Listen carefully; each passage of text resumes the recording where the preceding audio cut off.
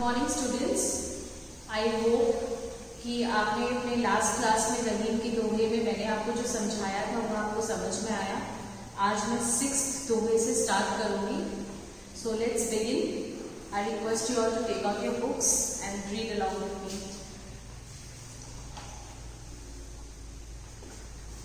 धनी रहीम जल पंख को लघु जिय पियत अघाय, उदधी बढ़ाई कौन है जगत प्यासो जाए।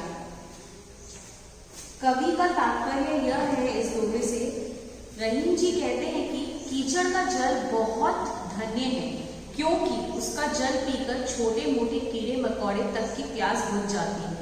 रहीम जी कहते हैं कि जल बहुत ही धन्य है, जल बहुत ही इंपॉर्टेंट है हमारे लाइफ में, और उसका जल पीकर भी, कीचड़ का जल पीकर भी छोटे मोटे जीव जो होते हैं, छोटे मोटे कीड़े मकोड़े जो होते हैं, वो उनको पीकर भी अपनी प्यास को बुझा देते हैं।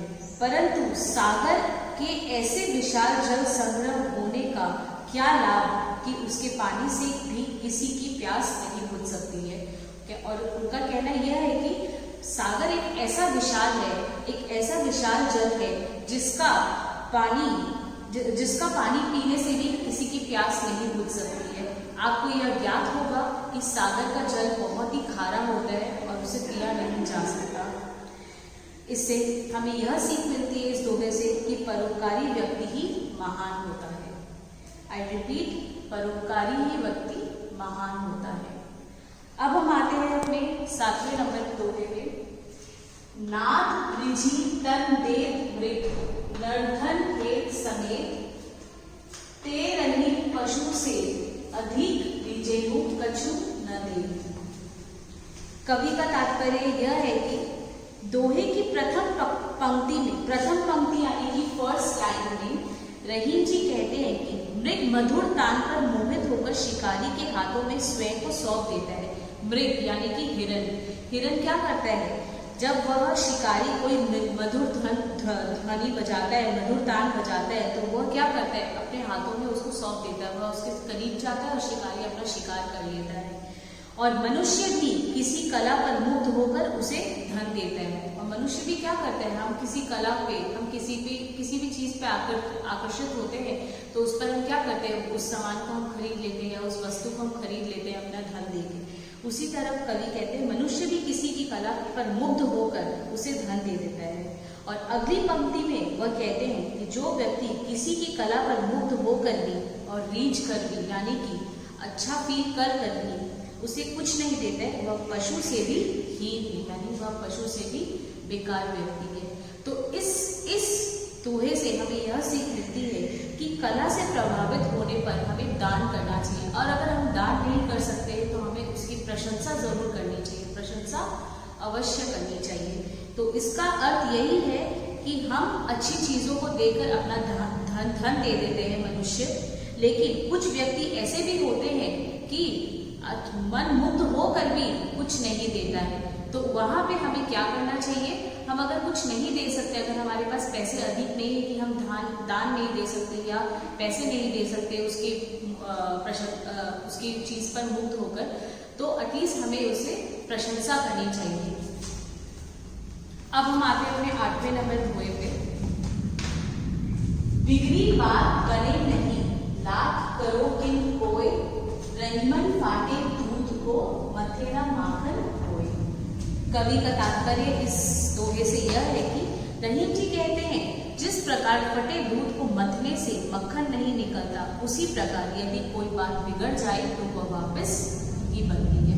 कवि का कहना यह है कि अगर हम दूध को फाड़ लेते हैं, और अगर आप दूध को नहीं फाड़ते तो आप उससे मक्खन निकाल सकते हैं, लेकिन अगर दूध फट जाए और आप फिर उससे मक्खन निकालना चाहें तो वह पॉसिबल नहीं है।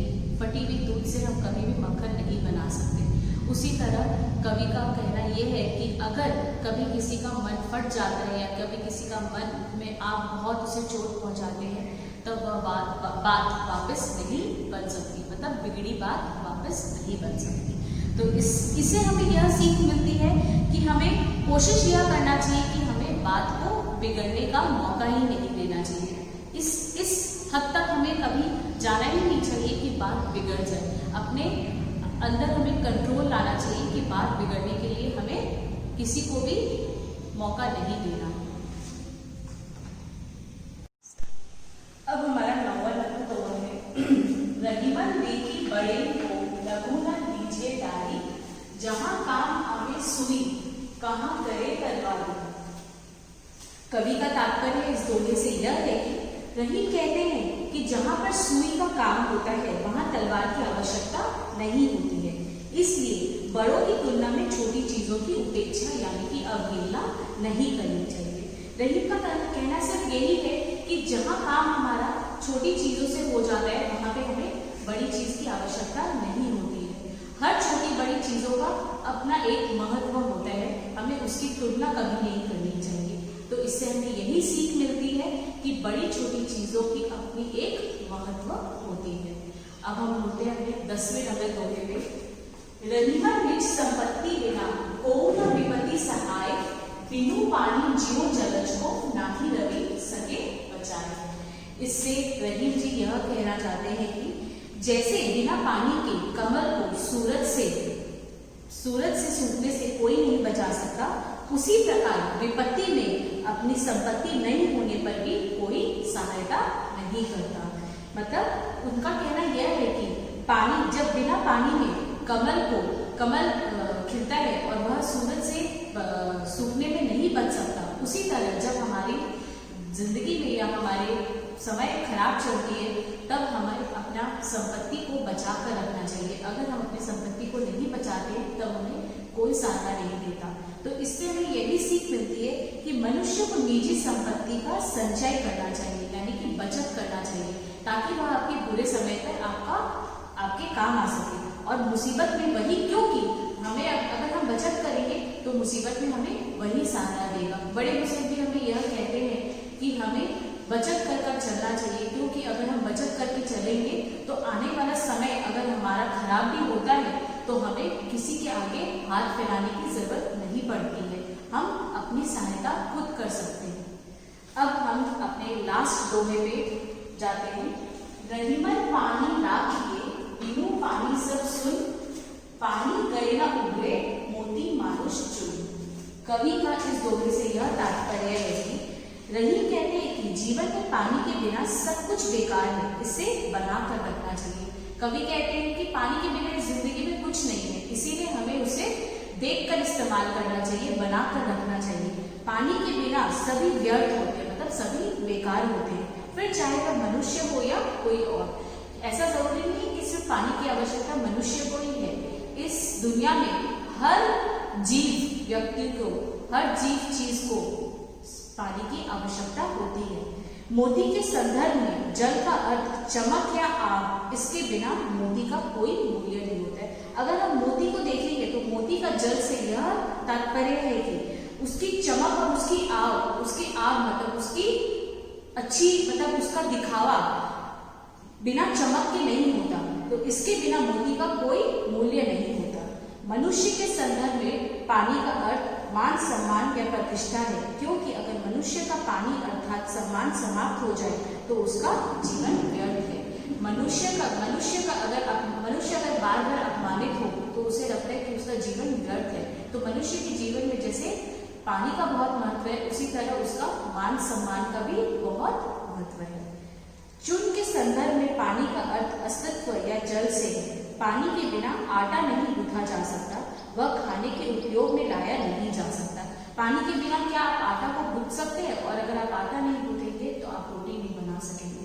तो पानी का तात्पर्य यहाँ पे यही है। तो हमें इससे सीख क्या मिलती है? हमें इससे सीख यह मिलती है कि पानी सभी के लिए बहुत महत्व है, बहुत ही महत्वपूर्ण है, इसीलिए हमें उसे बचत करके चलना चाहिए। और अब मैं आपको कुछ शब्दार्थ बताऊंगी जो कि कुछ हार्ड वर्ड्स है, आपको पीडीएफ फाइल के थ्रू मिल जाएगा, आप उसे नोट डाउन करके लर्न करेंगे। मैं फटाफट पढ़ देती हूँ, आप देखिएगा। दोहा में आपका वर्ड आएगा पियत। पियत यानी कि पीना, प्यासो यानी कि प्यासा, बिगड़ी यानी कि बिगड़ी, आवे यानी कि आए, सहाय यानी कि सहायक, उबरे यानी कि उबरना, बिथा यानी कि व्यथा, अखिलय यानी कि हंसी मजाक उड़ाना, परी जाए यानी कि पड़ जाए, बिनु यानी कि बिना, धनी यानी कि धन्य, ज्यों मतलब जैसे, कछु मतलब कुछ, नहीं मतलब नहीं, कोय मतलब कोई, आखर मतलब अक्षर, भारे थोरे मतलब थोड़े,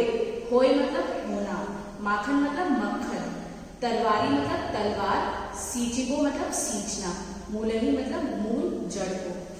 अब आशा करती हूँ कि आपको रहीम के दोहे समझ आ गए होंगे। आप इसे अच्छे तरीके से अपने कॉपी में उतार कर इसे लर्न कर लीजिएगा। मैं अपने नेक्स्ट क्लास में आपको इसके क्वेश्चन आंसर्स का सॉल्यूशन दूंगी। Thank you.